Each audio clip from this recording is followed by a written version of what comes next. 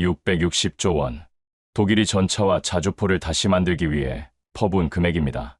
심지어 폭스바겐까지 다시 전차를 찍어내기 시작했죠. 라인메탈은 말했습니다. 유럽의 무장을 우리가 주도할 것이다. 하지만 그들의 계산에 없던 나라가 있었습니다. 조용히 등장해 아무도 기대하지 않았던 그 나라. 정확한 포격, 빠른 납기, 24시간 이내 현장 대응까지 그들의 무기는 기술이 아니라 태도로 승부했습니다.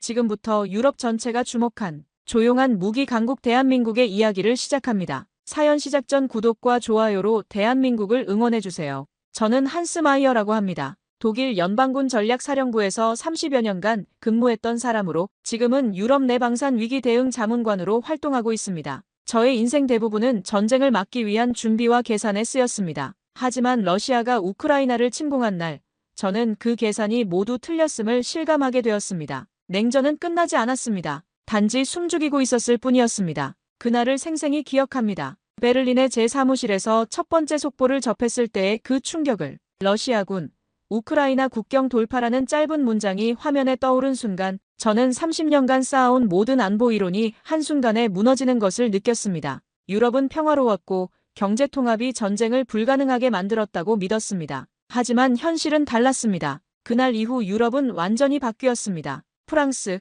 이탈리아, 스페인은 물론이고 우리가 중립이라 여겼던 국가들마저 다시 무장에 나서기 시작했습니다. 스위스조차 중립 정책을 재검토하기 시작했고 핀란드와 스웨덴은 서둘러 나토 가입을 추진했습니다. 마치 잠들어 있던 거대한 기계가 다시 작동하기 시작하는 것 같았습니다. 그리고 제 조국 독일은 역사상 가장 조용하지만 강력한 결정을 내렸습니다. 연방의회는 거의 논의도 없이 1천억 유로를 국방 예산에 추가 편성하기로 만장일치에 가깝게 통과시켰습니다. 전쟁 이후 처음 보는 일치된 정치권의 모습이었습니다. 이는 독일 정치사에서 매우 이례적인 일이었습니다. 올라프 숄츠 총리의 그 유명한 연설을 잊을 수 없습니다. 이것은 시대의 전환점입니다. 우리는 더 이상 과거의 죄책감에만 매몰되어 있을 수 없습니다. 유럽의 평화와 자유를 지키기 위해 독일은 다시 한번 책임을 져야 합니다. 연방의회 전체가 기립박수를 보냈습니다. 히틀러 이후 80년 만에 독일이 당당히 군사력 증강을 선언하는 순간이었습니다. 그렇게 독일은 80년 만에 다시 무기를 만드는 나라가 되었습니다. 라인메탈은 자주포와 전차 생산 라인을 풀가동하기 시작했고 심지어 폭스바겐마저 일부 공장을 군수 전환하는 방안을 검토 중이라는 소식이 전해졌습니다. 뮌헨의 크라우스 마이너스 마파이도 레오파르트 전차 증산 계획을 발표했습니다. 수십 년간 평화산업에만 집중했던 독일 기업들이 하나둘 군수산업으로 눈을 돌리기 시작한 것입니다. 저는 솔직히 긴장과 흥분이 동시에 몰려왔습니다. 우리는 다시 유럽의 방패가 될 수 있을까? 세계는 우리를 어떻게 볼까? 독일의 재무장에 대한 국제사회의 시선이 걱정되기도 했습니다. 하지만 동시에 이 거대한 무기시장 속에서 누가 경쟁자가 될까 하는 생각도 머릿속에 맴돌았습니다. 당시 유럽 방산 시장의 구조는 비교적 명확했습니다. 독일의 라인메탈과 크라우스 마파이, 프랑스의 넥스터와 탈레스, 이탈리아의 레오나르도, 그리고 미국의 로키드 마틴과 레이시온이 주요 플레이어였습니다. 영국의 BAE 시스템즈도 브렉시트 이후에도 여전히 강력한 존재감을 보이고 있었죠. 이들 간의 경쟁은 치열했지만 어느 정도 예측 가능한 범위 안에 있었습니다. 그런데 시장 분석을 하던 중 한 가지 흥미로운 데이터를 발견했습니다. 동유럽 국가들의 무기 도입 패턴이 예상과 다르게 움직이고 있다는 것이었습니다. 폴란드, 체코, 헝가리 같은 나라들이 전통적인 서유럽 무기 대신 다른 선택지를 고려하고 있다는 보고서들이 나오기 시작했습니다. 처음에는 미국산 무기의 영향력이 커진 것으로 분석했습니다. 하지만 그것만으로는 설명되지 않는 부분들이 있었습니다. 일부 계약에서 전혀 예상하지 못한 업체들이 경쟁에 참여하고 있다는 소식이 들려왔습니다. 아직 구체적인 이름은 확인되지 않았지만 아시아 쪽에서 새로운 공급업체가 나타나고 있다는 정보였습니다. 저는 당시 라인메탈의 전략자문을 맡고 있었기 때문에 이런 변화에 대해 예의주시하고 있었습니다. 유럽 재무장이라는 거대한 기회 앞에서 독일 방산업계는 당연히 주도권을 잡을 것이라 생각했습니다. 기술력, 생산 능력, 신뢰성 모든 면에서 우리가 앞서 있다고 믿었으니까요. 그런데 누구도 예상하지 못한 이름이 조용히 등장했습니다. 처음엔 모두가 그 존재를 무시했습니다. 저조차도 그랬습니다. 하지만 지금 생각해보면 그 순간이 제 인생에 있어 큰 전환점이었습니다. 30년간 유럽 중심으로만 생각해왔던 제 시야가 처음으로 다른 대륙으로 향하게 된 순간이었으니까요. 그 이름은 바로 대한민국이었습니다. 그 나라가 유럽의 무기 시장에 조용히 발을 들여놓고 있었던 것입니다. 그해 봄, 저는 폴란드 바르샤바에서 열린 국제방산 박람회에 참석하게 되었습니다. 유럽 전역에서 주요 방산 기업들과 군 관계자들이 모두 모인 자리였지요. 독일의 라인메탈, 프랑스의 넥스터, 미국의 로키드 마틴 같은 세계적인 거물들이 각각의 부스를 꾸미고 화려한 디스플레이와 최신 무기들을 자랑하고 있었습니다. 저는 당시 라인메탈의 고문 자격으로 유럽 재무장 프로젝트의 실질적 방향성을 분석하고 있었습니다. 박람회장은 그야말로 장관이었습니다. 라인메탈 부스에는 최신형 레오파르트 전차가 전시되어 있었고 연일 각국 국방장관들과 군 고위급 인사들이 방문해 브리핑을 받고 있었습니다. 프랑스 넥스터는 CAESAR 자주포의 개량형을 선보였고 미국 로키드 마틴은 하이마스 시스템의 유럽 버전을 대대적으로 홍보하고 있었습니다. 모든 부스가 웅장하고 화려했습니다. 저는 하루 종일 각 부스를 돌아다니며 최신 기술 동향을 파악하고 경쟁사들의 마케팅 전략을 분석했습니다. 특히 동유럽 국가들의 구매 담당자들이 어떤 무기 체계에 관심을 보이는지 유심히 관찰했습니다. 폴란드는 당연히 독일제 무기에 큰 관심을 보일 것이라 예상했고 실제로 많은 폴란드 군 관계자들이 라인메탈 부스를 찾고 있었습니다. 그런데 전시장 한쪽 구석, 아주 조용하고 소박한 부스 하나가 눈에 들어왔습니다. 그 위에는 낯선 단어가 적혀 있었습니다. 코리아. 처음에는 무심코 지나쳤습니다. 한국이라니요? 솔직히 말씀드리면 저는 그 나라가 무기를 만드는지도 몰랐습니다. 제게 한국은 반도체, 스마트폰, 그리고 K-팝의 나라였을 뿐이었습니다. 방산과는 아무런 연관이 없는 나라로만 알고 있었습니다. 삼성과 LG의 전자제품, 현대와 기아의 자동차, 그리고 최근 들어 전 세계를 휩쓸고 있는 K-팝 그룹들. 이것이 제가 알고 있던 한국의 전부였습니다. 심지어 한국이 분단국가라는 것도 막연히 알고 있을 뿐 그들이 실제로 어떤 군사적 위협에 노출되어 있는지, 그래서 어떤 무기를 개발하고 있는지는 전혀 몰랐습니다. 그런데 이상하게도 몇몇 유럽군 장교들이 그 부스를 유심히 들여다보고 있었습니다. 저는 호기심이 생겨 다가가 봤습니다. 한국 부스의 직원들은 정장도 군복도 아닌 평범한 엔지니어 복장을 하고 있었습니다. 조용히 앉아 자료를 정리하고 있었고 어떤 기자가 다가오자 친절하게 설명을 이어갔습니다. 눈에 띄는 건 없었습니다. 아무런 홍보 영상도 대형 전시물도 없었지요. 하지만 책상 위에 놓인 얇은 브로셔 하나가 저의 시선을 사로잡았습니다. 브로셔를 집어들고 펼쳐보는 순간 저는 깜짝 놀랐습니다. K9 자주포, K2 흑표 전차, FA50 경공격기, 생소한 이름들이었지만 그 기술 스펙을 보고 놀랐습니다. 단가, 납기, 성능, 유지 비용까지 너무 현실적이고 전략적이었습니다. 게다가 그 수치는 제가 자부하던 독일제 무기들과 맞먹거나 일부는 앞서는 부분도 있었습니다. 예를 들어 K9 자주포의 경우 사거리 40km의 분당 발사속도 8발이라고 되어 있었습니다. 이는 독일의 PGH-2000과 거의 동등한 수준이었습니다. 하지만 가격은 30% 정도 저렴했고 납기는 18개월로 독일의 24개월보다 6개월이나 빨랐습니다. K2 흑표 전차도 마찬가지였습니다. 120mm 활강포에 1500마력 엔진, 능동 방어 시스템까지 갖춘 최신형 전차였는데 가격은 레오파르트보다 저렴했습니다. 이게 정말 가능한가? 저는 몇 차례 숫자를 다시 봤습니다. 처음엔 오기가 생기기도 했습니다. 이건 뭔가 잘못된 표기일 거야 라고요. 하지만 자세히 들여다볼수록 이 수치들이 허황된 과장이 아니라는 것을 알 수 있었습니다. 각 무기 체계의 개발 과정, 실전 테스트 결과, 수출 실적까지 상세히 기록되어 있었습니다. 특히 인상적이었던 것은 이들의 접근 방식이었습니다. 다른 업체들이 최첨단 기술이나 혁신적인 개념을 앞세우는 것과 달리 한국은 실용성과 효율성에 초점을 맞추고 있었습니다. 검증된 기술의 최적화라고 할까요? 완전히 새로운 것을 만들기보다는 기존 기술을 더 효율적으로, 더 경제적으로, 더 빠르게 구현하는 데 집중하고 있는 것 같았습니다. 브로셔를 보다가 한 가지 더 눈에 띈 것이 있었습니다. 한국의 무기들은 대부분 실전 경험을 바탕으로 개발되었다는 점이었습니다. 분단국가로서 70년 넘게 군사적 긴장 상태에 놓여 있었고 그 과정에서 축적된 경험이 무기 개발에 고스란히 반영되어 있었습니다. 이론이 아닌 실전에 필요해서 나온 무기들이었던 것입니다. 그날 밤 저는 호텔방에서 다시 그 브로셔를 펼쳐들었습니다. 머릿속이 복잡해졌습니다. 우리가 유럽 무기 시장의 중심에 설 줄 알았는데 이 조용한 나라가 생각보다 깊숙이 들어와 있었던 것입니다. 그 순간 저는 처음으로 인정해야 했습니다. 이 나라 간단치 않다고요. 하지만 아직은 의구심이 더 컸습니다. 브로셔의 수치가 아무리 인상적이어도 실제 성능과 신뢰성은 별개의 문제였으니까요. 과연 이들이 유럽의 까다로운 기준을 만족시킬 수 있을까? 납기를 정말 지킬 수 있을까?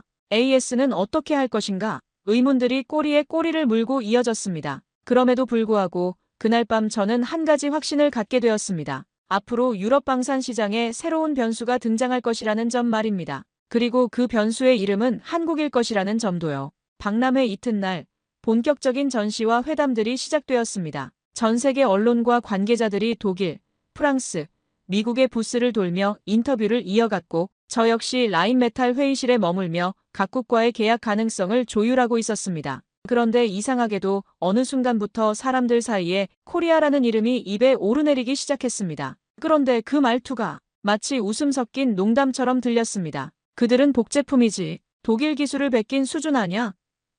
한 이탈리아 방산업체 관계자가 커피를 마시며 말했습니다. 자주포. 그런 건 독일에 맡겨야지. 경험이 다르잖아. 라인메탈의 한 엔지니어도 거들었습니다. 심지어 어떤 프랑스 장교는 농담처럼 말했습니다. 다 좋은데 K무기는 아시아 느낌이 너무 강해서 말이야. 속된 표현이었지만 그 속엔 분명히 깊은 무시와 편견이 깔려 있었습니다. 저 역시 처음에는 그들과 비슷한 시선을 가지고 있었던 것이 사실입니다. 어쩌면 그게 더 편했는지도 모르겠습니다. 만약 그들이 정말 실력 있는 존재라면 우리 독일은 위협을 받게 되니까요. 30년간 쌓아온 독일 방산업계의 자부심이 아시아의 한 나라 때문에 흔들릴 수도 있다는 생각 자체가 불편했습니다. 그날 오후 라인메탈 부스에서 열린 비공개 미팅에서 폴란드 국방부의 한 고위급 인사가 이런 말을 했습니다. 독일 무기는 당연히 최고입니다. 하지만 납기와 가격 면에서 좀 더 유연한 선택지를 고려하고 있습니다. 그 말을 들은 라인메탈 CEO의 표정이 굳어지는 것을 보았습니다.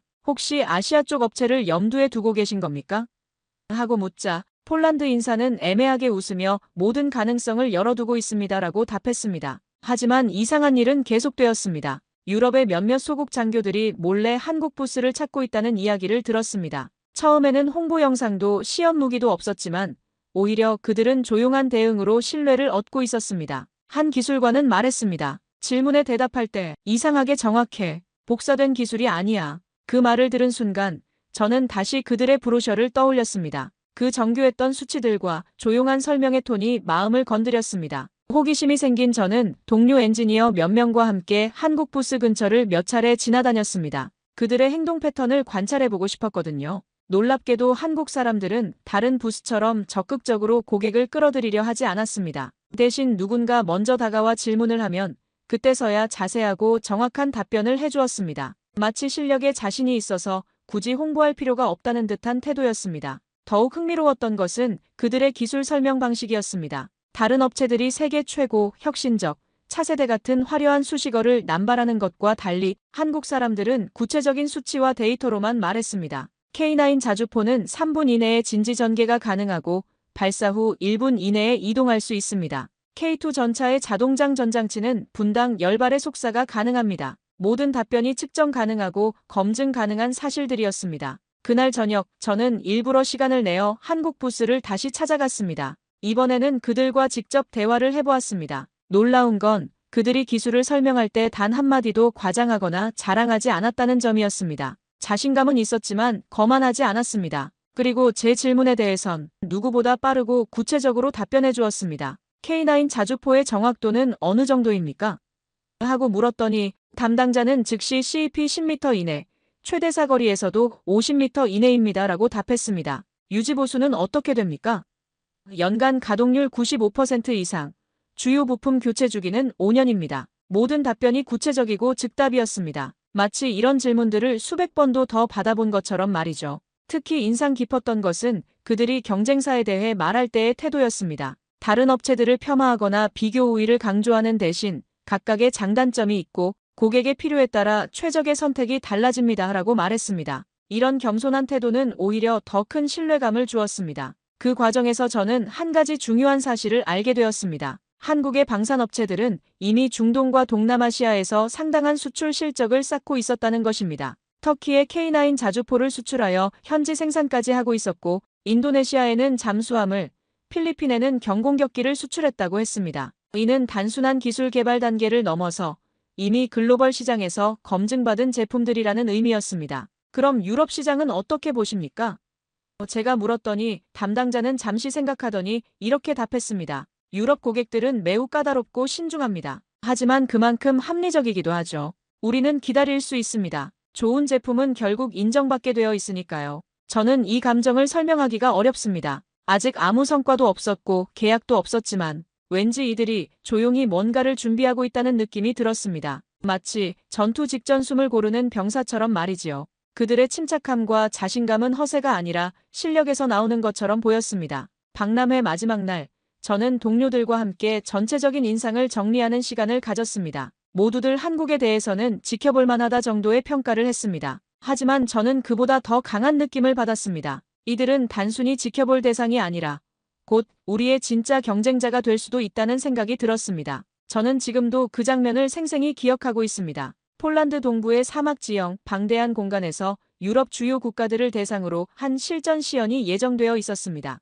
독일은 자국의 자존심이라 할 수 있는 신형 자주포와 차세대 전차의 시연을 준비하고 있었고, 저 역시 그 발표를 총괄하는 입장이었습니다. 우리 쪽 무기는 세계적으로 검증된 라인메탈 기술의 결정체였기에 사실 긴장보다는 자신감이 앞섰습니다. 이번 시연에는 특별한 의미가 있었습니다. 러시아의 우크라이나 침공 이후 처음으로 열리는 대규모 실전 시연이었고, 유럽 각국의 국방장관과 군 최고 위급 인사들이 모두 참석하기로 되어 있었습니다. 폴란드 국방장관을 비롯해 루마니아, 체코, 헝가리, 슬로바키아의 고위급 인사들이 참관단으로 왔고, 심지어 독일 국방장관도 직접 참석했습니다. 이는 유럽 방산업계에서는 매우 중요한 행사였습니다. 라인메탈에서는 최신형 레오파르트 전차와 PGH 자주포의 개량형을 선보일 예정이었습니다. 몇 달간 준비한 시연이었고, 특히 새로운 능동 방어 시스템과 개선된 화력 통제 장치를 과시할 계획이었습니다. 저는 기술 브리핑을 담당하기로 되어 있었고,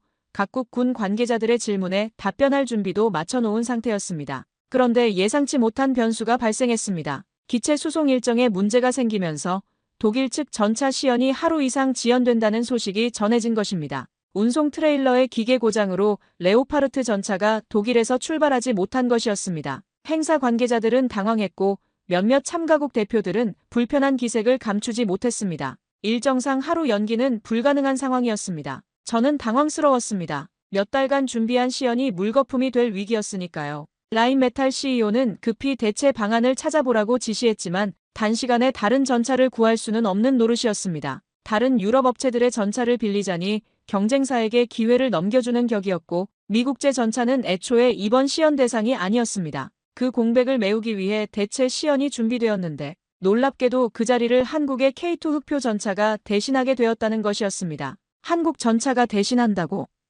저는 순간 귀를 의심했습니다. 솔직히 말씀드리면 한국이 만든 전차가 독일의 무기를 대신해 시연에 나선다는 것은 제 자존심에 적잖은 충격이었습니다. 하지만 이미 결정된 일이었고 저는 지켜볼 수밖에 없었습니다. 알고 보니 한국 측에서는 이미 며칠 전부터 K2 전차를 폴란드로 운송해 놓은 상태였습니다. 원래는 별도의 소규모 시연을 계획하고 있었는데 이번 기회에 메인 이벤트에 참여하게 된 것이었습니다. 이들의 준비성에 놀랐지만 동시에 과연 독일 무기를 대체할 만한 수준일까 하는 의구심도 들었습니다. K2 전차가 등장했을 때 주변의 반응은 의외로 조용했습니다. 아무도 큰 기대를 하지 않았던 것이지요. 외관상으로는 레오파르트나 에이브람스와 크게 다르지 않은 서구식 전차였습니다. 하지만 시동이 걸리고 사막을 질주하기 시작한 순간부터 분위기가 달라졌습니다. 예상보다 훨씬 빠른 속도, 고르지 못한 지형을 넘는 주행 안정성, 그리고 목표물을 정확히 맞히는 사격 정밀도. 현장에 있던 군 관계자들의 눈빛이 하나둘 바뀌기 시작했습니다. 특히 인상적이었던 것은 K2 전차의 기동성이었습니다. 1500마력 엔진의 힘으로 70톤이 넘는 전차가 마치 스포츠카처럼 민첩하게 움직이는 모습은 정말 놀라웠습니다. 급가속, 급정지, 급회전을 반복하면서도 주포의 안정성은 전혀 흔들리지 않았습니다. 이는 뛰어난 현가장치와 화력 통제 시스템의 결과였습니다. 사격 시연에서는 더욱 놀라운 장면이 펼쳐졌습니다. 이동 중 사격, 정지 상태에서의 연속 사격, 그리고 다양한 거리의 목표물에 대한 정밀 사격까지 모든 탄이 정확히 목표를 명중시켰습니다. 특히 자동장 전장치의 성능이 인상적이었습니다. 분당 10발의 속사가 가능하다고 했는데 실제로 그 속도를 보여주었습니다. 결정적인 순간은 유럽 각국 장교들의 실시간 질문에 한국 기술진이 군더더기 없이 대응하는 모습이었습니다. 그들은 영어로도 심지어 일부 독일어 질문에도 정확히 답했습니다. 능동방어 시스템의 반응 속도는 0.3초 이내입니다. 연료 소모량은 100km당 300리터입니다. 정비 주기는 주요 부품 기준 5,000시간입니다. 모든 답변이 즉석에서 나왔고 그 정확성에 참관자들이 고개를 끄덕였습니다. 폴란드군의 한 장성이 특별히 관심을 보인 것은 K2 전차의 현지화 능력이었습니다. 만약 폴란드에서 운용한다면 현지 환경에 맞는 개조가 가능합니까? 한국 담당자는 자신있게 답했습니다. 물론입니다. 터키 수출 모델의 경우 현지 요구사항에 맞춰 30여 개 부품을 개조했습니다. 폴란드 버전도 충분히 가능합니다. 시연이 끝난 후 그 자리에서 폴란드군 고위 관계자가 저에게 다가와 조용히 말했습니다. 이 전차, 우리와 잘 맞을 것 같습니다. 그 말을 들은 순간 저는 묘한 위기감을 느꼈습니다. 독일 전차의 대역으로 나선 한국 전차가 오히려 더 큰 인상을 남기고 있는 것 같았습니다. 그날 이후 한국에 대한 시선은 완전히 달라졌습니다. 며칠 뒤 폴란드 정부는 정식 발표를 했습니다. 독일이 아닌 한국과 17조 원 규모의 대규모 무기 계약을 체결한다는 내용이었습니다. K2 전차 180대, K9 자주포, FA50 경공격기 48대를 포함한 종합방산 패키지였습니다. 유럽 방산 역사상 아시아 국가와 체결한 최대 규모의 계약이었습니다. 그 순간 저는 가슴 깊은 곳에서 묘한 감정을 느꼈습니다. 자존심인지 위기감인지 아니면 인정인지 알 수 없는 그 무엇. 분명한 것은 유럽 무기 시장에 새로운 플레이어가 등장했다는 사실이었습니다. 그리고 우리는 그 존재를 너무 늦게 알아챘는지도 모릅니다. 한국은 더 이상 지켜볼 대상이 아니라 진짜 경쟁자가 되어 있었습니다. 폴란드와의 대규모 계약이 발표된 후 유럽 방산계는 술렁이기 시작했습니다. 처음엔 다들 일시적인 해프닝일 뿐이라며 의미를 축소하려 했습니다. 하지만 그해 여름 루마니아와 노르웨이, 슬로바키아까지 연달아 한국 무기 도입 협상에 들어갔다는 보도가 나오자 분위기는 완전히 달라졌습니다. 이제는 더 이상 우연의 일치나 일회성 이벤트로 치부할 수 없는 상황이 되었습니다. 저 역시 처음에는 의심이 많았습니다. 품질은 유지될까? 수요가 많아지면 납기일은 어쩔 셈인가? 하지만 그 모든 의문은 뜻밖의 사례들로 하나씩 사라져갔습니다. 특히 터키에서 들려온 소식이 충격적이었습니다. 한국이 수출한 K9 자주포가 터키 현지에서 생산되기 시작했고 그 품질이 한국 본토 생산품과 동일하다는 평가를 받고 있다는 것이었습니다. 어느 날 루마니아 국방부의 한 장교가 제게 말했습니다. 한국은 처음으로 우리 편처럼 느껴졌습니다. 저는 그 말이 무슨 뜻인지 정확히 알지 못했습니다. 그래서 직접 확인해 보기로 했습니다. 우연히 한국 업체가 장비 설명회를 여는 자리에 참석하게 되었고 그곳에서 저는 또 한 번 놀랐습니다. 브뤼셀에서 열린 그 설명회는 규모 면에서는 그리 크지 않았습니다. 참석자도 50명 남짓이었고 장소도 호텔의 중간 규모 회의실이었습니다. 하지만 내용은 달랐습니다. 화려한 영상이나 슬로건은 없었습니다. 하지만 모든 설명이 구체적이고 현실적이었습니다. 정확한 납기, 예비 부품 지원 계획, 고장 발생 시 현장 대응 시나리오까지 세세하게 준비되어 있었고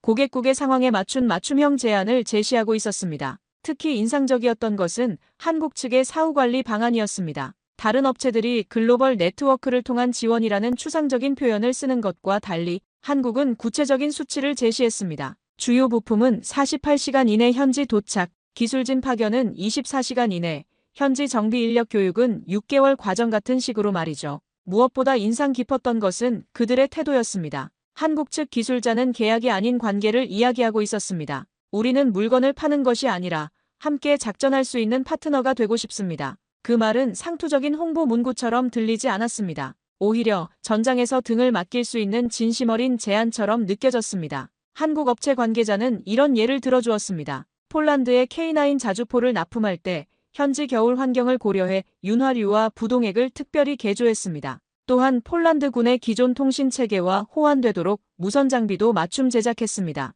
이는 단순한 수출이 아니라 진정한 현지화였습니다. 질의응답 시간에 한 참석자가 이런 질문을 했습니다. 만약 우리가 독일이나 프랑스 무기를 선택한다면 어떻게 생각하십니까?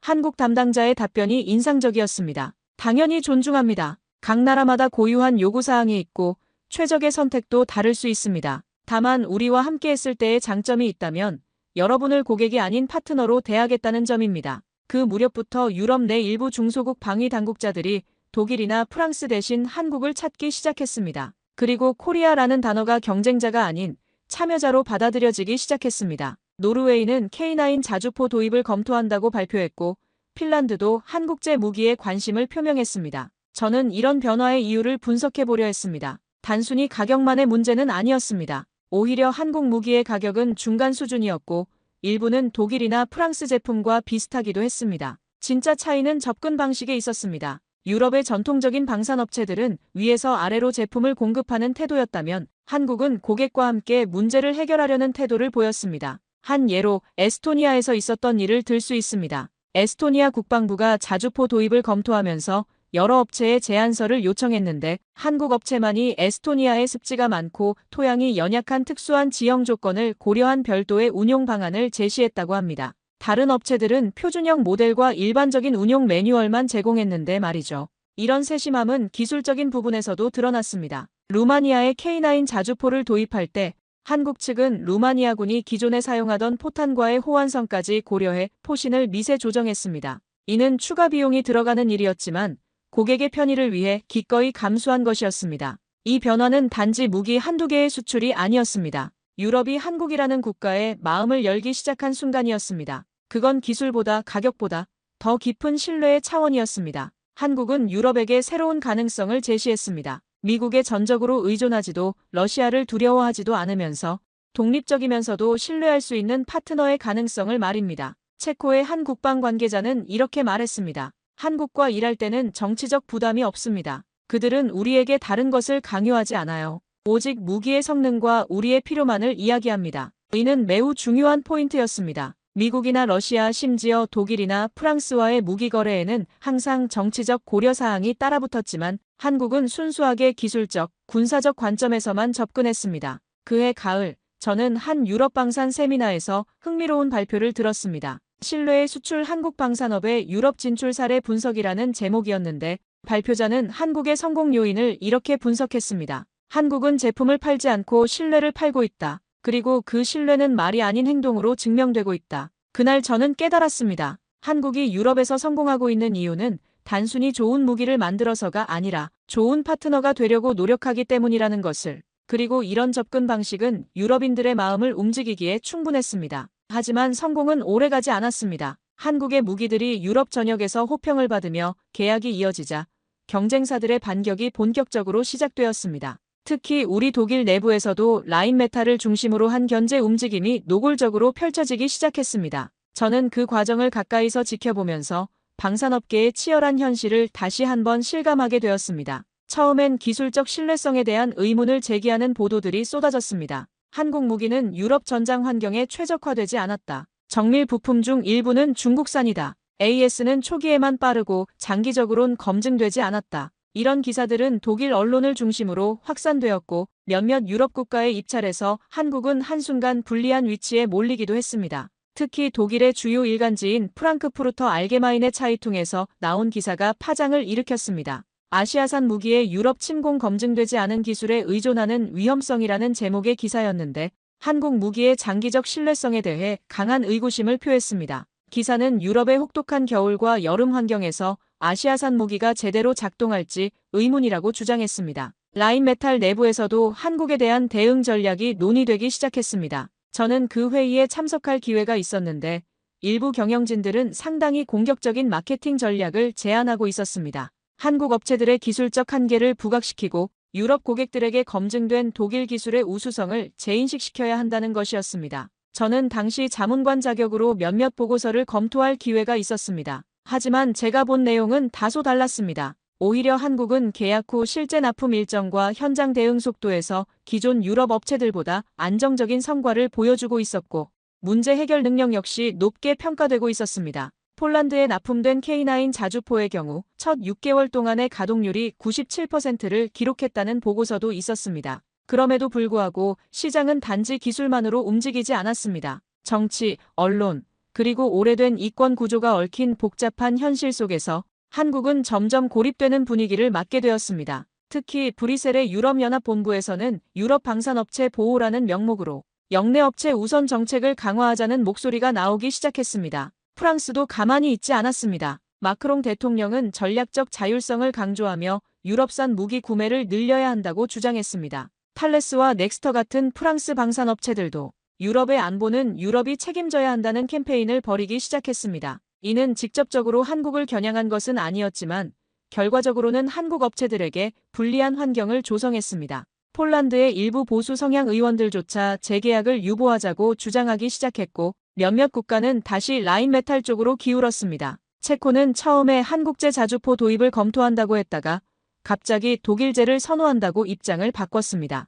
헝가리도 비슷한 움직임을 보였습니다. 심지어 한국 내부에서도 이 흐름이 끝난 게 아니냐는 회의적인 목소리가 나왔다는 걸 저는 나중에야 알게 되었습니다. 한국의 한 방산업체 관계자는 한 인터뷰에서 유럽 진출이 생각보다 어렵다. 기술적 우위만으로는 부족하고 정치적 로비와 언론 플레이까지 필요한 것 같다고 토로했다고 합니다. 이런 상황에서 한국에게 결정적인 타격이 될 뻔한 사건이 발생했습니다. 루마니아에 납품된 K9 자주포 중 한 대에서 엔진 과열 문제가 발생한 것입니다. 다행히 큰 사고로 이어지지는 않았지만 이 소식이 언론에 알려지면서 역시 검증되지 않은 기술이라는 비판이 쏟아졌습니다. 독일 언론들은 이 사건을 대대적으로 보도하며 한국 무기의 안전성에 의문을 제기했습니다. 저는 당시 상황을 지켜보면서 한국이 정말 위기에 처했다고 생각했습니다. 기술적으로는 문제없는 수준이었지만 정치적, 언론적 공세 앞에서는 속수무책인 것처럼 보였습니다. 유럽 방산계의 기득권 세력들이 본격적으로 한국을 견제하기 시작한 것이었습니다.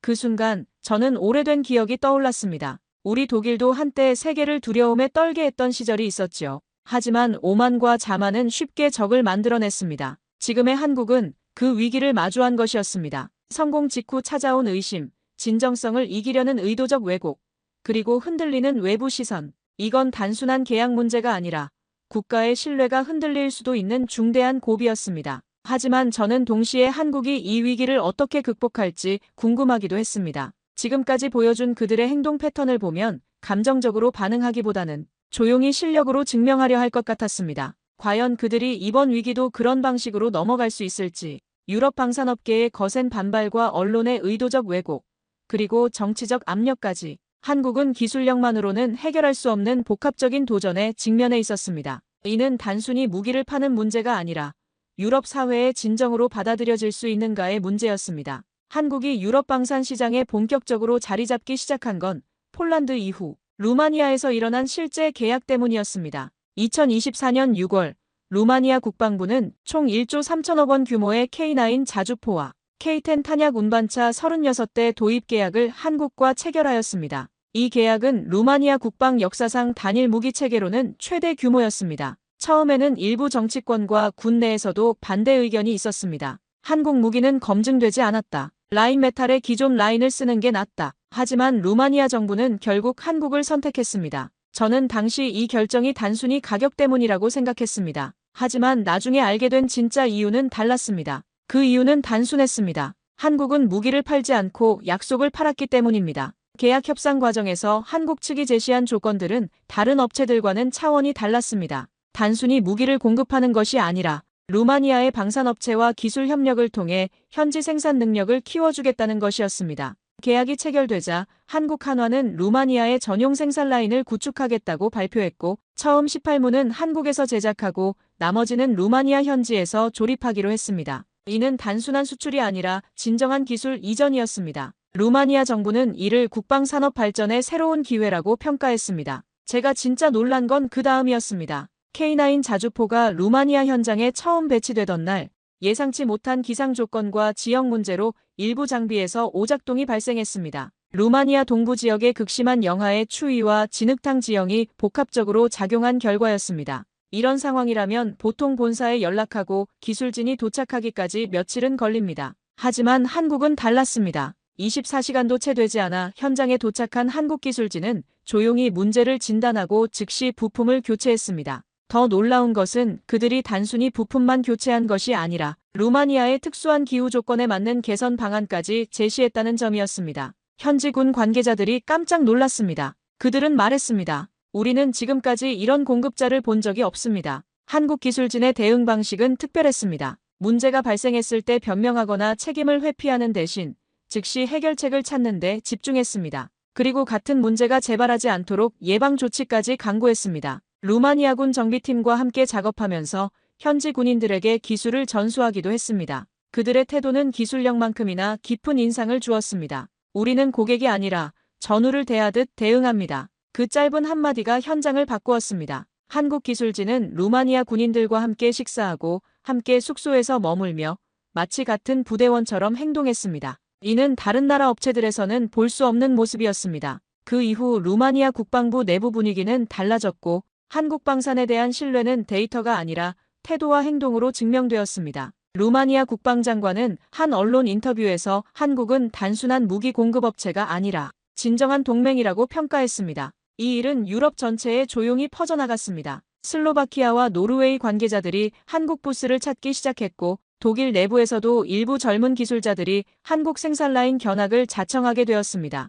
저 역시 그 견학단에 참여할 기회가 있었는데 한국의 생산 방식은 정말 인상적이었습니다. 한국의 방산 공장은 자동화와 수작업이 절묘하게 조화를 이루고 있었습니다. 핵심 부품은 최첨단 로봇이 정밀하게 제작하지만 조립과 검수는 숙련된 기술자들이 직접 담당했습니다. 특히 품질 관리 시스템이 놀라웠습니다. 독일의 방산업체들도 품질 관리에는 자신이 있지만 한국의 시스템은 한 차원 더 발전된 것 같았습니다. 더욱 인상적이었던 것은 한국 기술자들의 자세였습니다. 그들은 단순히 무기를 만드는 것이 아니라 그 무기를 사용할 군인들의 생명을 책임진다는 마음가짐으로 일하고 있었습니다. 이 자주포를 사용할 루마니아 군인들의 얼굴을 생각하며 작업합니다라고 한 기술자가 말하는 것을 들었을 때 저는 깊은 감동을 받았습니다. 기술은 따라잡을 수 있습니다. 하지만 태도는 배워야 하는 것입니다. 한국의 성공 비결은 바로 이 태도에 있었습니다. 그들은 무기를 만드는 것이 아니라 신뢰를 만들고 있었고 제품을 파는 것이 아니라 관계를 구축하고 있었습니다.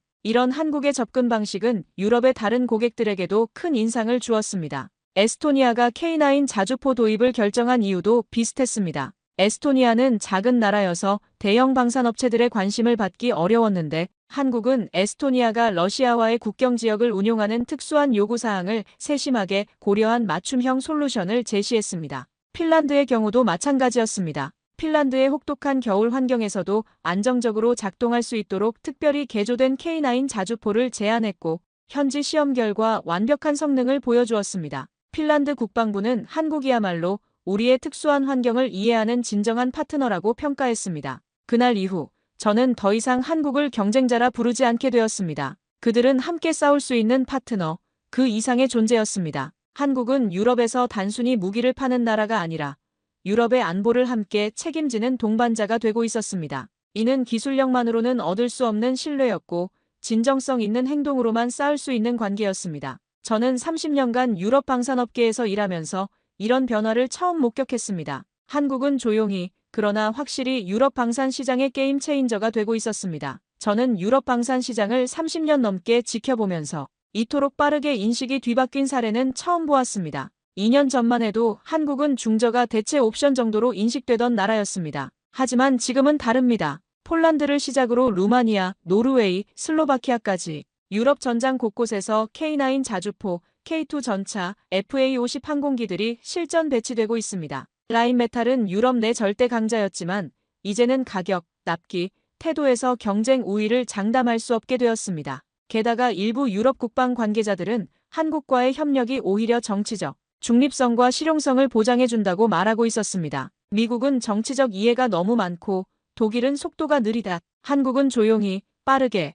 그리고 책임감 있게 움직인다. 그 말이 제게는 뼈아프게 들렸습니다. 저는 이런 변화의 이유를 깊이 분석해보고 싶었습니다. 한국의 성공이 단순히 운이나 타이밍의 문제는 아닐 것이라고 생각했기 때문입니다. 여러 자료를 검토하고 관계자들과 인터뷰한 결과 한국의 성공에는 몇 가지 핵심 요인이 있다는 것을 알게 되었습니다. 첫째는 실전 경험이었습니다. 한국은 70년 넘게 분단 상황에서 군사적 긴장을 유지해왔고 그 과정에서 실전에 최적화된 무기 체계를 개발했습니다. 이론이 아닌 현실에 필요해서 나온 기술들이었습니다. K9 자주포의 경우 북한의 장사정포 위협에 대응하기 위해 개발되었는데 신속한 사격과 즉시 이동이 가능하도록 설계되었습니다. 이는 유럽의 전술 환경에도 완벽하게 들어맞았습니다. 둘째는 기술의 실용성이었습니다. 한국은 최첨단 기술을 추구하기보다는 검증된 기술을 효율적으로 조합하는 데 집중했습니다. 그 결과 높은 성능과 합리적인 가격을 동시에 달성할 수 있었습니다. 독일이나 프랑스의 무기가 때로는 과도하게 복잡하고 비싼 반면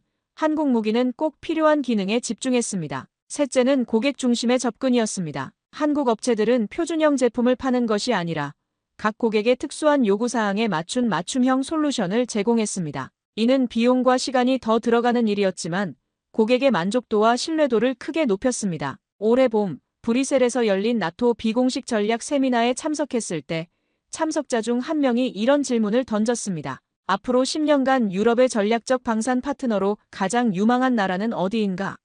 놀랍게도 참석자 대부분이 코리아라고 답했습니다. 심지어 저는 그 자리에 앉아 있으면서도 제 귀를 의심할 정도였습니다. 미국 국방부 관계자는 이렇게 말했습니다. 한국은 이제 아시아의 독일이 아니라 독일의 경쟁자가 되었습니다. 프랑스 국방연구소의 분석관은 한국의 방산업체들은 유럽 시장의 게임 체인저라고 평가했습니다. 영국의 방산 전문가는 한국은 품질, 가격, 서비스의 3박자를 모두 갖춘 드문 경우라고 했습니다. 그들의 평가는 단순히 무기를 잘 만드는 나라가 아니었습니다. 한국은 지금 유럽에서 신뢰를 수출하고 있는 나라로 인식되고 있습니다. 실제로 현장에서는 독일과 프랑스보다 한국을 먼저 접촉하는 중소국들이 늘고 있으며 유럽 내부조차 그 흐름을 인정하기 시작했습니다. 한 가지 흥미로운 현상은 한국 무기를 도입한 국가들의 만족도가 시간이 지날수록 높아진다는 점이었습니다. 처음에는 가격이나 납기 때문에 선택했지만 사용해보니 성능과 사후 관리가 기대를 뛰어넘었다는 평가들이 나오고 있었습니다.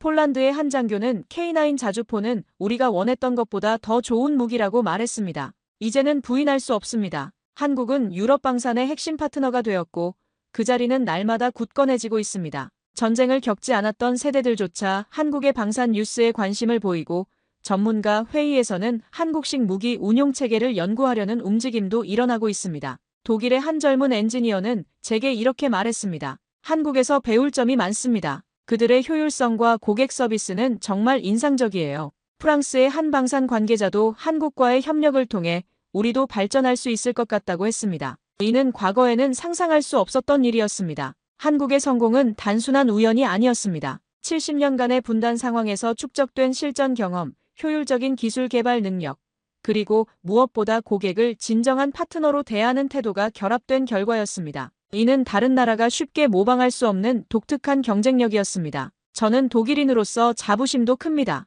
하지만 동시에 지금 이 변화의 중심에 있는 한국을 보며 진심 어린 존경심을 느끼고 있습니다. 그들은 조용했습니다. 자랑하지 않았습니다. 그러나 그 조용함이 유럽의 무기 시장을 바꿔놓았습니다. 앞으로 10년 후 유럽 방산 시장이 어떻게 변할지는 모르겠습니다. 하지만 한 가지는 확실합니다. 한국은 이제 유럽 방산 생태계의 핵심 구성원이 되었고 그 위치는 더욱 공고해질 것이라는 점입니다. 한국이 보여준 것은 단순한 기술력이 아니라 진정한 파트너십의 가치였습니다. 그리고 그 가치는 유럽인들의 마음을 완전히 사로잡았습니다. 이제껏 저는 독일이 세계 최강 군사국가라고 믿었습니다. 하지만 지금 한국의 방산을 마음 깊이 존경하게 되었습니다. 그들은 무기를 넘어 진심과 신뢰를 수출하는 나라였습니다. 기술보다 태도, 속도보다 진정성, 그 모든 것이 유럽의 마음을 움직였습니다. 30년간 독일 방산업계에서 일해온 제가 목격한 이 변화는 단순한 시장 점유율의 문제가 아니었습니다. 한국은 유럽에게 새로운 가능성을 보여주었습니다.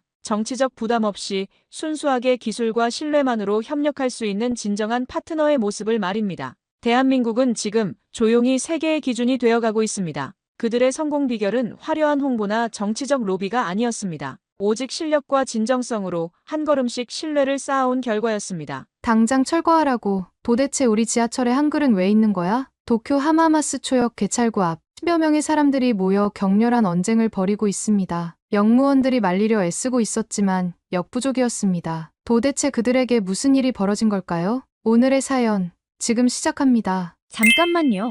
1초면 가능한 좋아요 버튼을 눌러주시면 영상 제작에 큰 힘이 됩니다. 저는 신주쿠 골든가이 거리에서 3대째 이자카야를 운영하고 있는 나카무라 사유리라고 합니다. 할아버지 때부터 이어온 나카무라 이자카야는 제 자부심이자 우리 가족의 역사예요. 32년 인생의 절반 이상을 이 가게에서 보냈다고 해도 과언이 아니었죠. 어릴 적 저는 아버지의 해외 발령으로 5년간 한국에서 살았던 적이 있어요. 그때 배운 한국어는 지금도 가끔 도움이 되곤 하죠. 특히 요즘처럼 한국인 관광객이 늘어나는 시기에는요. 작년에만 3천만 명이 넘는 관광객이 일본을 찾았다고 하더라고요. 하지만 모든 게 순탄했던 건 아니에요. 제가 상인회 부회장을 맡게 된 건 2년 전이었는데 그때만 해도 이렇게 관광객이 늘어날 거라고는 상상도 못했답니다. 코로나로 한창 힘들었을 때였죠. 거리는 텅 비어 있었고 많은 가게들이 문을 닫았어요. 우리 가게도 할아버지 때부터 이어온 전통 메뉴만으로는 더 이상 버티기 힘들다는 걸 실감하고 있었습니다. 그러다 우연히 한국인 관광객 가족이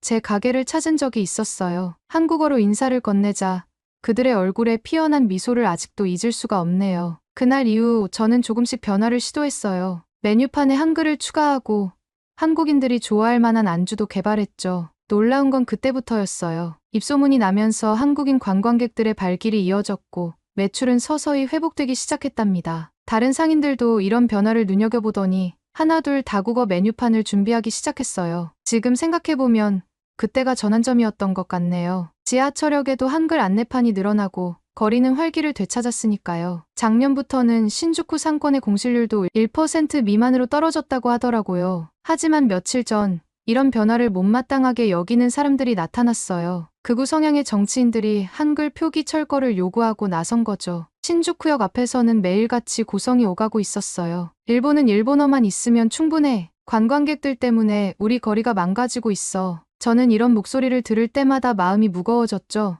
20년 전 제가 한국에서 느꼈던 그 따뜻함을 잊을 수가 없거든요. 서울 지하철에는 이미 그때도 일본어 안내가 있었고 아무도 그것을 문제 삼지 않았죠. 그러던 어느 날 상인회 회의가 열렸어요. 한글 표기 문제를 놓고 격론이 벌어졌죠. 제가 가진 경험과 데이터로 설득해보려 했지만 쉽지 않았답니다. 나카무라 씨, 당신은 너무 젊어서 몰라. 그날 오래된 상점 주인들의 한숨 섞인 목소리가 아직도 귓가에 맴돌아요. 하지만 저는 잘 알고 있었어요. 이미 세상은 변하고 있었고 그 변화 속에서 제가 할 일이 있다는 것도요. 그날의 상인회 회의 이후 신주쿠 골든가이의 분위기는 미묘하게 달라지기 시작했어요. 제가 한글 메뉴판을 처음 도입했을 때만 해도 주변 상인들은 반신반의하는 눈치였죠. 시모키타자와나 키치조지 상점가처럼 우리도 변화가 필요하다고 말했지만 대부분은 고개를 저었답니다. 우리는 전통을 지켜야 해. 외국인들 때문에 상점가의 정체성이 흔들리면 안 돼. 그런 걱정 속에서도 저는 조금씩 변화를 시도했어요. 한글 메뉴판은 시작에 불과했죠. 가게 앞에 한국어로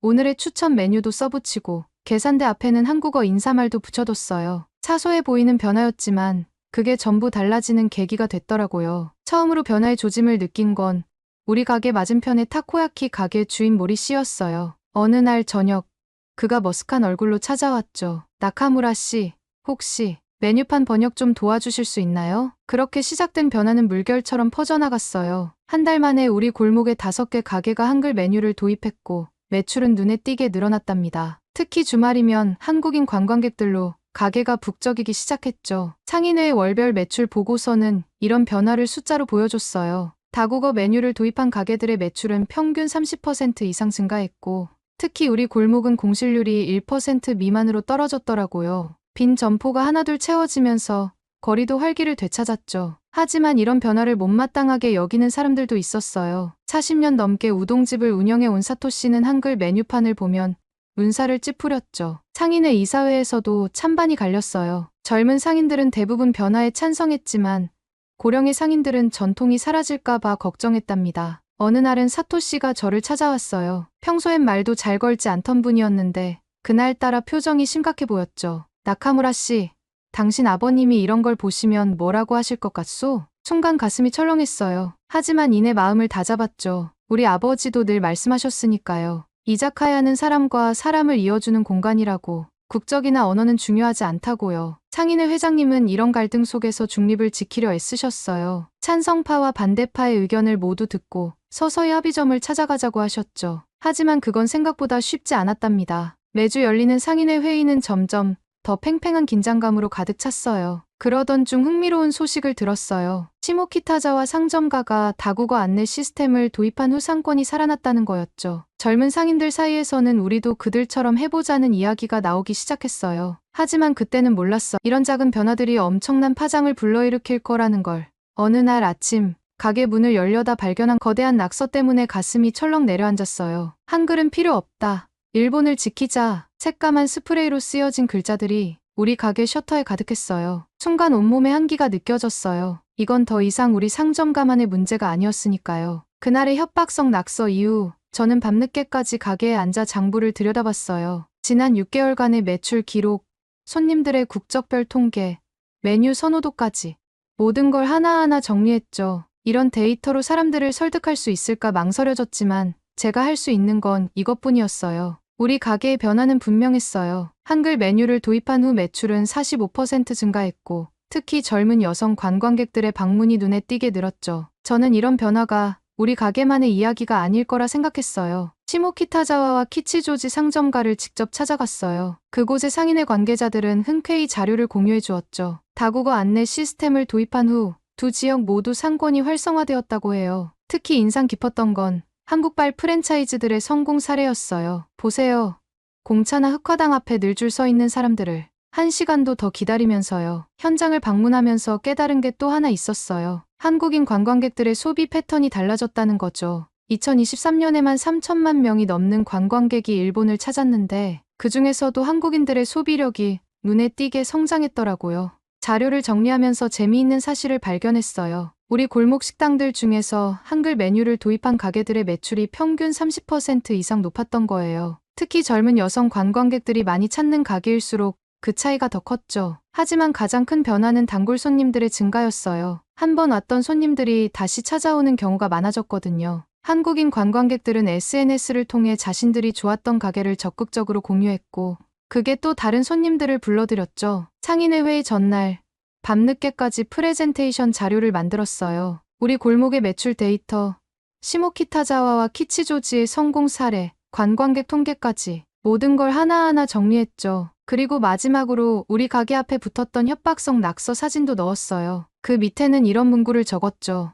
우리는 선택해야 합니다. 두려움에 멈춰설 것인지 아니면 변화를 받아들이고 성장할 것인지. 다음 날 아침 상인회 회의실로 향하는 발걸음이 무거웠어요. 특히 한글 표기를 극렬히 반대하는 우동집 사토씨와 마주칠 생각을 하니 가슴이 덜컥 내려앉았죠. 40년 넘게 이 골목을 지켜온 그의 완고한 태도를 생각하면 더욱 그랬어요. 하지만 이제는 더 이상 물러설 수 없었어요. 숫자는 거짓말을 하지 않으니까요. 상인회 회의실은 평소보다 훨씬 긴장감이 감돌았어요. 제가 준비한 프레젠테이션이 끝나자 잠시 정적이 흘렀죠. 하지만 그것도 잠시였어요. 나카무라 씨, 그런 숫자 노름보다 더 중요한 게 있지 않습니까? 사토 씨가 자리에서 벌떡 일어났어요. 그의 손에는 신문이 들려 있었죠. 여기 보십시오. 오노데라 의원님의 말씀이에요. 한국인들은 자신들이 영어를 잘한다고 자화자찬하지 않습니까? 그런데 왜 우리가 한글 표기를 해야 합니까? 사토 씨는 트위터 게시물을 프린트해서 돌렸어요. 홋카이도현 의원이 올린 글이었죠. 도쿄 모노레일 전광판의 한글 표기를 비난하는 내용이었어요.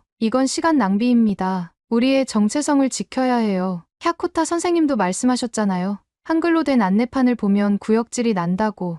회의실이 술렁였어요. 사토 씨의 발언은 계속됐죠. 이 기분 나쁜 글자들을 우리 거리에서 모두 없애야 합니다. 게다가 요즘은 한국인 관광객도 줄고 있다면서요? 더 이상의 한글 표기는 필요 없습니다. 그의 목소리에는 분노와 적개심이 가득했어요. 마치 오노데라 의원의 트윗에 달린 8,600만 개의 좋아요가 그의 등을 떠미는 것 같았죠. 저는 무거운 마음으로 자리에서 일어났어요. 하지만 그때였어요. 잠깐만요. 사토 씨, 제가 이번 주말에 서울에 다녀오려고 하는데 함께 가보시는 게 어떨까요? 상인회 회장님의 뜻밖의 제안에 모두가 놀란 듯했어요. 특히 사토 씨의 표정이 복잡해 보였죠. 제 손자가 서울대학원에 가려고 하는데 현지 답사도 할 겸 한번 가보려고요. 사토 씨도 손자분이 서울 유학을 고려하고 있다고 하지 않으셨나요? 긴 침묵이 이어졌어요. 그리고 마침내 사토 씨가 입을 열었죠. 알겠습니다. 한번 가보죠. 사토 씨가 서울로 떠나기 전날 우리 가게에 들렀어요. 평소의 강경한 모습은 온데간데 없이 조금은 불안해 보였죠. 나카무라 씨, 제가 영어도 못하고 한국어는 더더욱 모르는데 괜찮을까요? 40년 넘게 우동집만 지켜온 그가, 게다가 얼마 전까지 한글 표기에 극렬히 반대하던 그가 이제 서울로 간다니 아직도 믿기지 않는 현실이었어요. 걱정 마세요. 서울은 의외로 친절한 도시일 거예요. 솔직히 저도 반신반의했어요. 오노데라 의원의 트윗을 좋아요 누르고 다니던 사토 씨가 과연 서울에서 어떤 마음의 변화를 겪게 될지. 일주일 후 사토 씨는 완전히 다른 사람이 되어 돌아왔어요. 저희 가게로 헐레벌떡 달려온 그의 첫 마디가 아직도 생생해요. 나카무라 씨, 우리가 완전히 틀렸어요. 그의 손에는 수첩이 들려 있었어요. 서울에서 찍은 사진들과 메모로 가득했죠. 특히 서울 지하철 시스템에 대한 기록이 빼곡했어요. 도착하자마자 깜짝 놀랐어요. 서울역에 일본어 안내판이 있더군요. 처음엔 특별한 역인가 했는데 이게 웬걸요? 어느 역을 가도 마찬가지였어요. 사토 씨의 목소리에는 흥분이 가득했어요. 13개 언어로 된 안내 시스템, AI 통역 기계로 직원과 대화하는 모습, 와이파이가 잘 터지는 지하철 내부까지.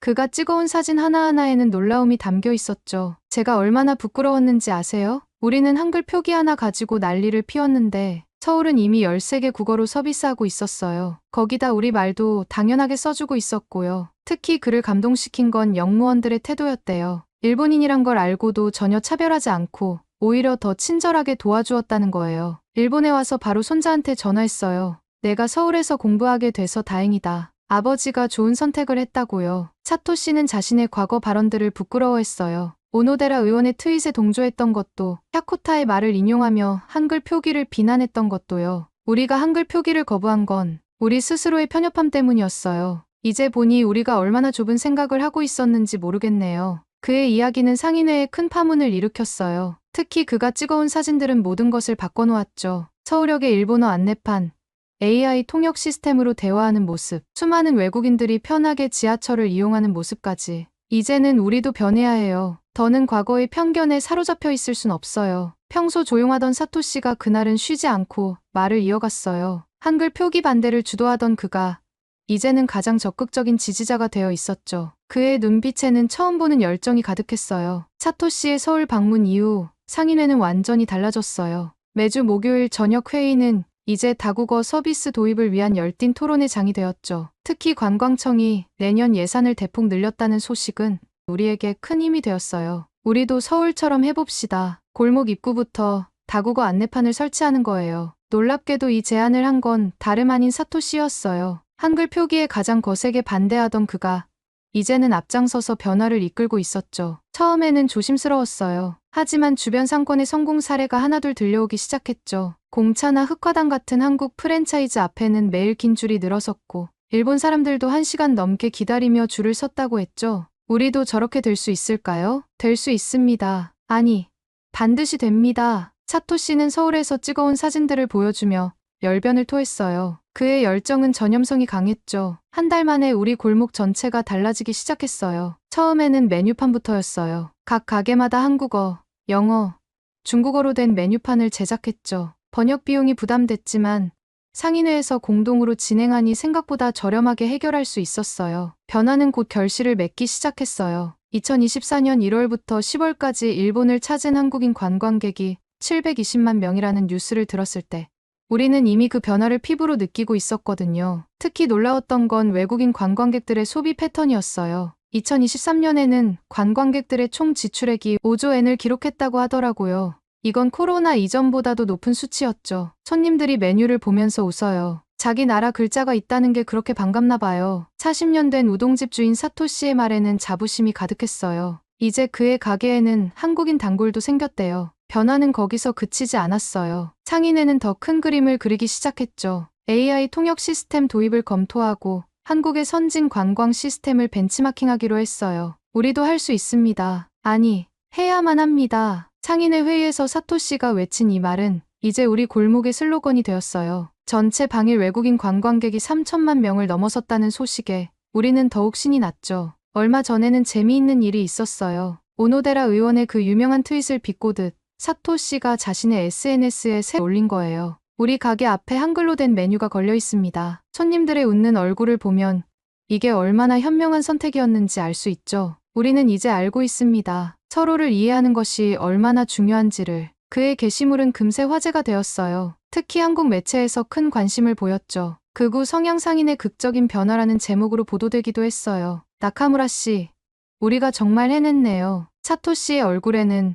더 이상 경계심이나 분노가 없었어요. 대신 따뜻한 미소가 가득했죠. 그리고 저는 알고 있었어요. 이건 시작에 불과하다는 걸. 우리의 작은 골목에서 시작된 변화가 곧 더 큰 변화를 만들어낼 거라는 거려. 벚꽃이 피고 지나간 후 우리 골목은 완전히 달라져 있었어요. 3개월이란 시간이 만들어낸 변화는 상상 이상이었죠. 이제 우리 골목 입구에는 커다란 디지털 안내판이 설치되어 있어요. 다국어로 각 가게의 위치와 메뉴를 한눈에 볼 수 있죠. 처음 이 아이디어를 제안했을 때만 해도 반신반의했는데 관광청에서 설치 비용의 3분의 1을 지원해준다는 소식에 모두가 힘을 모았어요. 사토 씨의 우동집은 이제 한국인 관광객들 사이에서 필수 코스가 됐더라고요. 손자가 한국에서 배워온 레시피로 만든 김치 우동이 특히 인기라나요. 서울 유학 중인 손자는 매일 밤 영상통화로 할아버지에게 한국어를 가르쳐 준다고 해요. 이제는 손님들이랑 간단한 인사 정도는 할 수 있어요. 우리 골목의 변화는 숫자로도 확인할 수 있었어요. 외국인 관광객의 소비 증가로 도쿄의 GDP가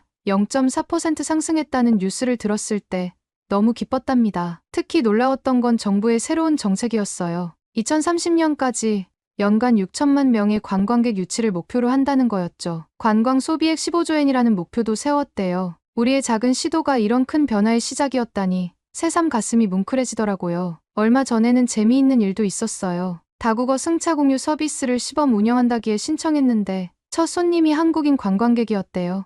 운전기사분이 얼마나 당황했는지 모른다며 웃더라고요. 하지만 앱 덕분에 무사히 목적지까지 모셨다나요. 나카무라 씨, 우리가 잘한 거 맞죠? 어느 날 저녁, 사토 씨가 문득 이런 말을 했어요. 한글 표기에 그토록 반대하던 그가 이제는 가게 앞에 어서 오세요라고 직접 써붙일 만큼 달라졌죠. 물론이죠. 사토 씨, 우리는 정말 잘했어요. 그리고 그건 사실이에요. 매달 수많은 일본인들이 한국을 찾는다는 뉴스를 보면서 새삼 느꼈죠. 우리가 서로를 이해하고 받아들이려 노력할 때 그만큼 관계도 좋아진다는 거요. 지난주에는 오사카와 후쿠오카에서 상인회 대표들이 우리 골목을 견학하러 왔어요. 우리의 변화가 이제 다른 도시로도 퍼져나가고 있는 거죠. 사토 씨는 이제 그들에게 이렇게 말해요. 처음에는 저도 반대했어요. 하지만 이제는 압니다. 변화를 두려워하지 마세요. 우리가 한 걸음 다가가면 손님들은 10걸음으로 화답해 주니까요. 얼마 전에는 흥미로운 광경을 목격했어요. 유럽에서 온 관광객들이 우리 골목을 찾아왔는데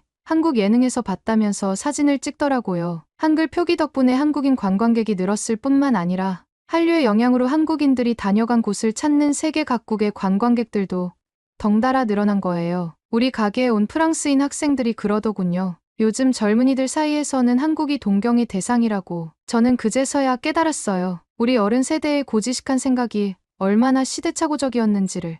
사토 씨의 말에 상인회 어르신들도 고개를 끄덕였어요. 과거의 잘못된 역사도 인정하고 서로를 이해하려 노력해야 진정한 변화가 시작된다는 걸 이제는 모두가 알게 된 거죠. 요즘 젊은이들은 다르잖아요. 우리 손자 세대는 한국 문화를 너무나 자연스럽게 받아들이고 있어요. 그들이 가는 길이 맞는 거였네요. 한 번의 작은 결정으로 이런 큰 변화가 올 줄은 아무도 몰랐어요. 한글 표기를 시작으로 우리 골목은 국제적인 관광 명소가 되어가고 있고 세대 간의 벽도 조금씩 허물어지고 있어요.